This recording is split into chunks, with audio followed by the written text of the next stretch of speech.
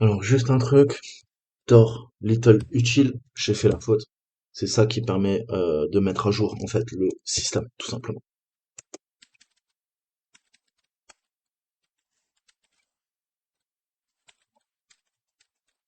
Ouais, voilà. Là, c'est en train de télécharger les dernières signatures de Virus Total. Ok. Et ben voilà.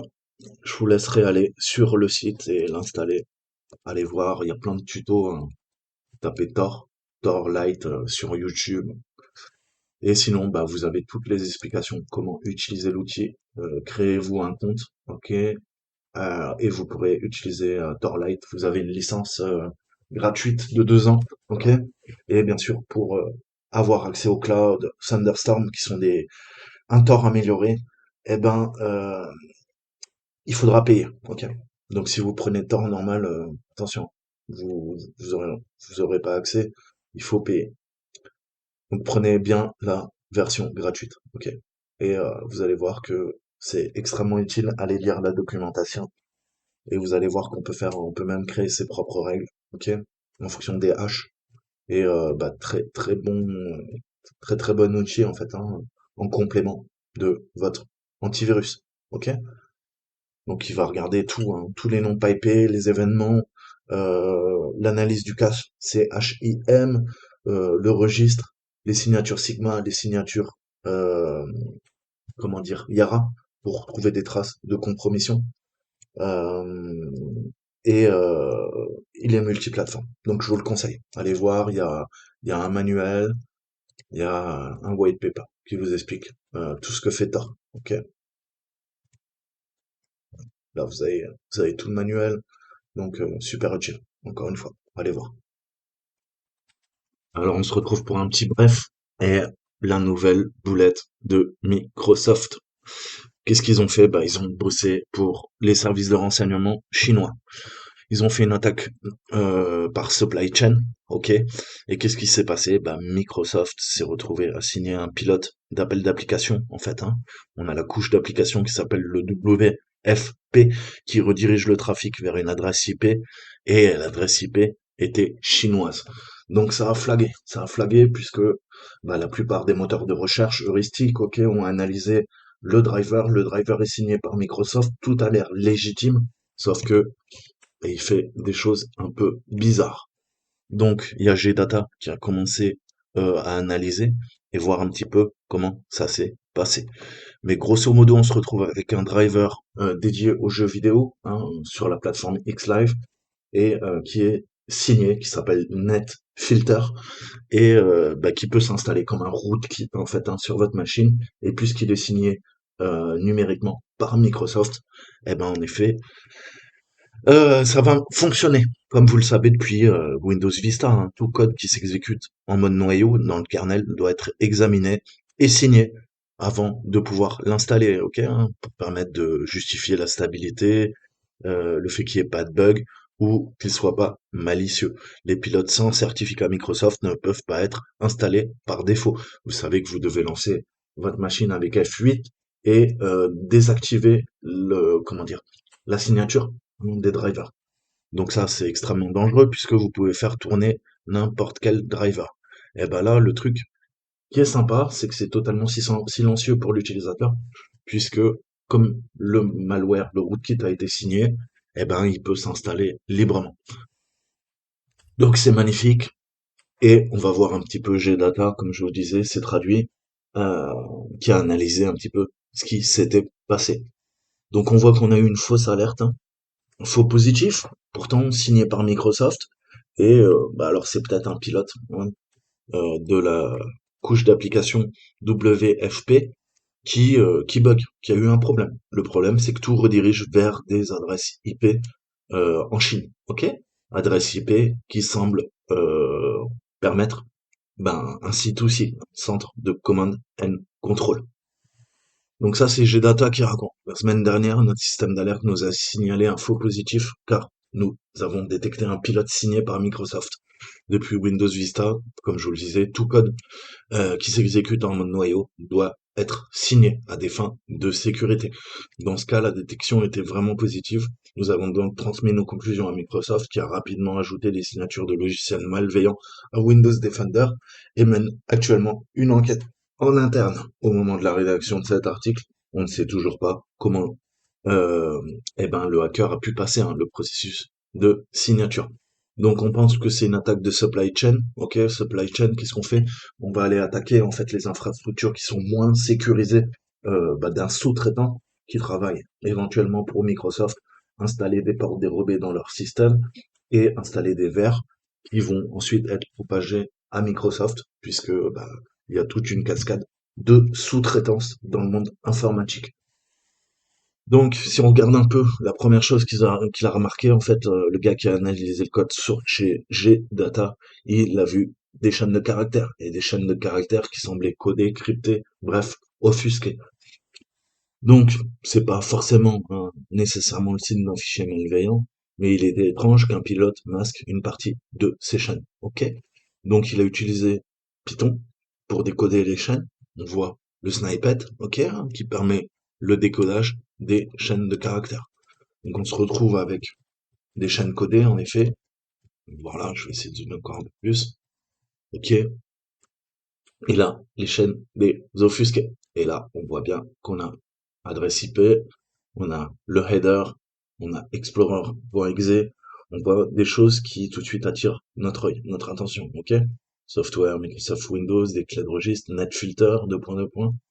Donc, on voit qu'il y a des choses bizarres. Donc, en recherchant cette URL, ainsi que le chemin PDP, euh, et la fonctionnalité d'exemple similaire sur VirusTotal. Donc, on a vu que VirusTotal a flagué aussi, hein, et ils ont fait leurs propres enquêtes.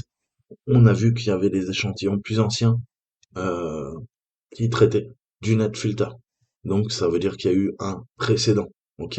Et les anciennes signatures d'échantillons remontent à mars 2021, ok? Donc on retrouve de nombreuses requêtes virus total avec des échantillons similaires via l'URL et les chemins PDP, ok?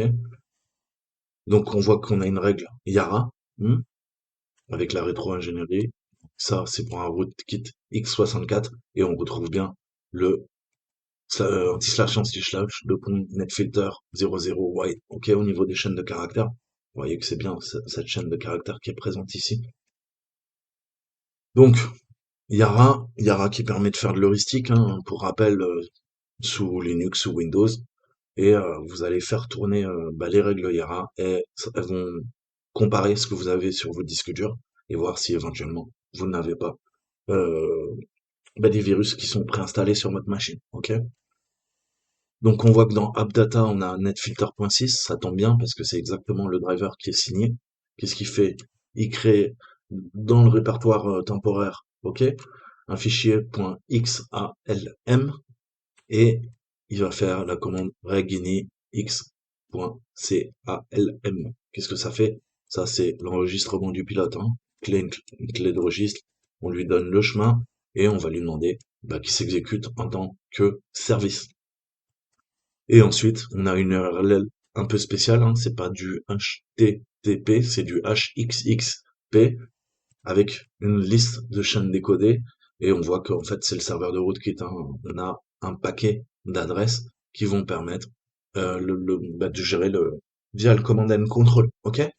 Le rootkit, ok? Donc on voit chaque arborescence, hein. Il y a le slash p paramètre du proxy, s redirection, ping avec CPU ID, c comme certificate, hein, le root et mise à jour automatique du rootkit si jamais on déploie cette URL.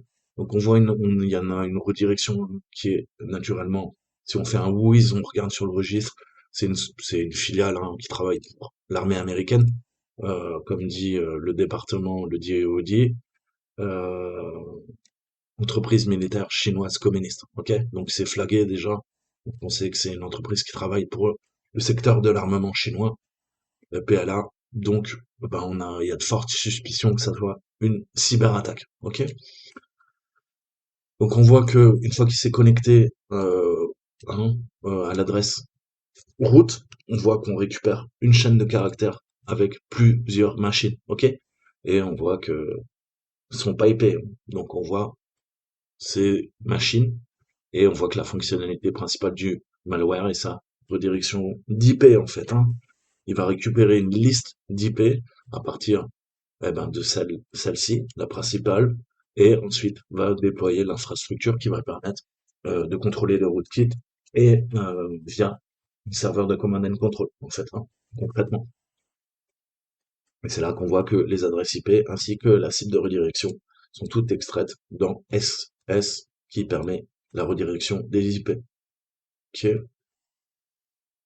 Et donc on voit que redirection target, port number, IP to redirect, IP to redirect to. Ok. Donc il y a une redirection avancée qui est codée en dur dans le code source. Ok. On a également un mécanisme de mise à jour du rootkit. Ok. On peut le mettre à jour.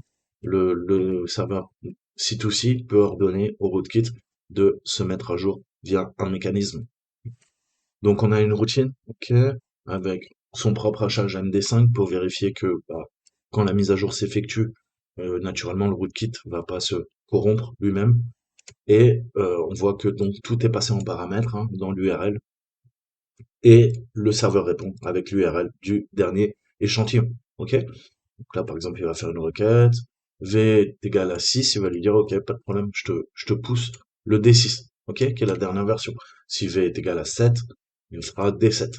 Et l'échantillon se met à jour, le malware remplace ses propres fichiers, hein, en conséquence.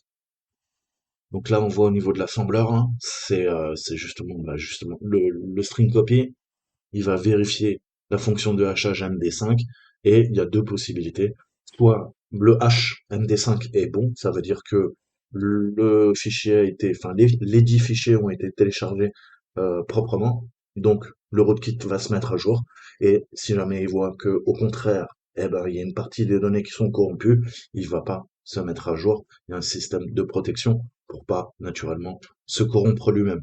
Ok? Donc on voit qu'on a un code qui vérifie si le pilote est à jour et le remplace par une version plus récente. Ok. Là, on a extrait du pseudocode à partir du code assembler. Ok. Puisque nous, on comprend beaucoup mieux le pseudocode extrait euh, à un haut niveau d'abstraction quoi que du bas niveau d'abstraction avec de l'assembler. Donc ensuite, on a un certificat racine, comme on l'a vu là, un peu plus en haut. Euh, on a vu que, pardon, voilà, lui s'occupe du certificat de route, hein, certificat racine, et ça va permettre en fait hein, de sécuriser un tant soit peu les échanges, puisque au niveau des CN, des systèmes certificates, ok, vous en avez tous qui sont installés dans votre Windows, et il va venir s'auto-installer pour prouver sa légitimité, ok, et donc ça permettra de contourner les systèmes de protection et de pas être flagué, comme on dit, hein, par les antivirus, puisque il est légitime. Il a été signé par Microsoft, qui s'est installé en tant que service légitime sous Windows.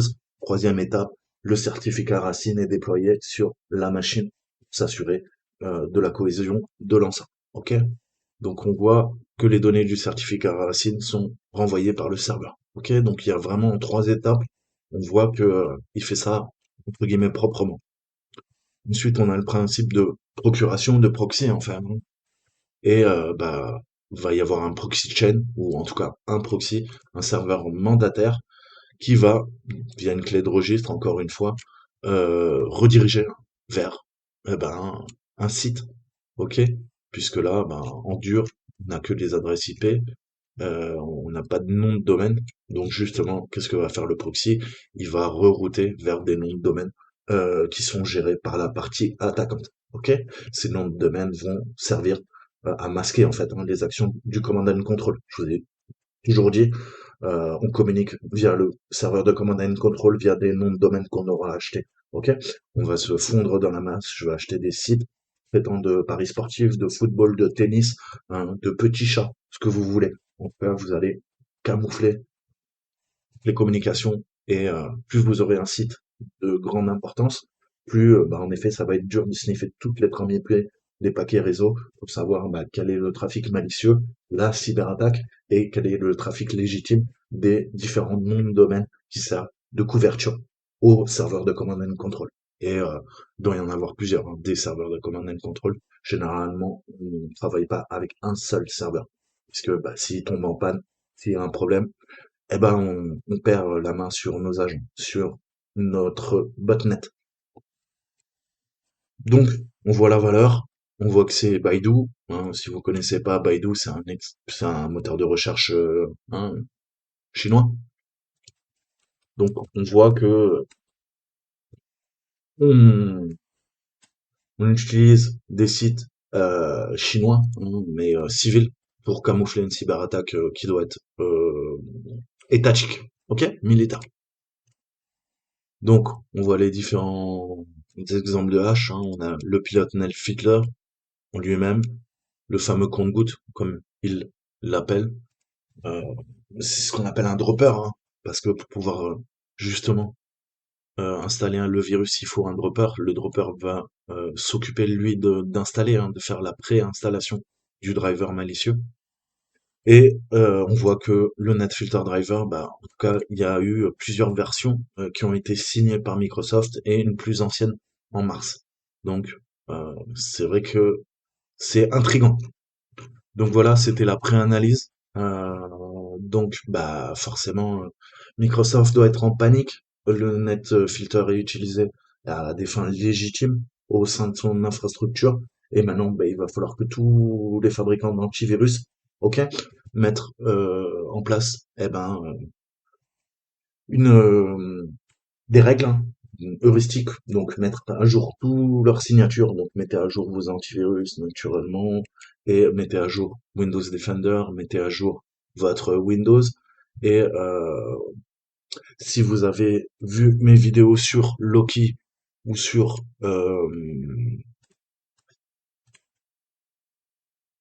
Tor, je vous conseille de faire un petit scan. Ok, allez voir, tapez Tor, tapez Loki. Je vous ai fait des vidéos dessus et ça permet d'utiliser justement les filtres Yara. Ok, moi je vais mettre à jour mes filtres Yara et je vais lui demander de scanner. Ok, donc on va voir rapidement. Je vais lancer un PowerShell dans l'administrateur. De toute façon, Tor et Loki, vous les chopez directement. Vous créez un compte et, et c'est gratuit. C'est Nextron qui fait ça. Ok, donc soit vous prenez Torlight et c'est un scanner de menaces persistantes avancées. Ok, donc soit vous utilisez Tor, soit bah, il y a différents, il y a Tor et avant on avait Loki. Ok, donc je vous conseille Tor qui est un peu plus récent et moi je vais me lancer de ce pas un petit scan pour être sûr que bah voilà, je suis bien entre guillemets.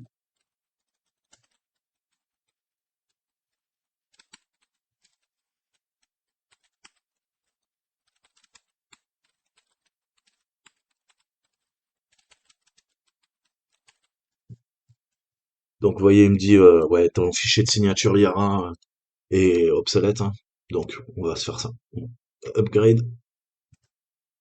d'accord. Et on voit qu'il va commencer à scanner hein, l'ordinateur et essayer de trouver des traces de compromission via l'heuristique analyse de l'ensemble des services, tout ce qui est présent sur votre machine. Il va comparer les HMD5 par rapport à Virus Total, par rapport à Yara, ok?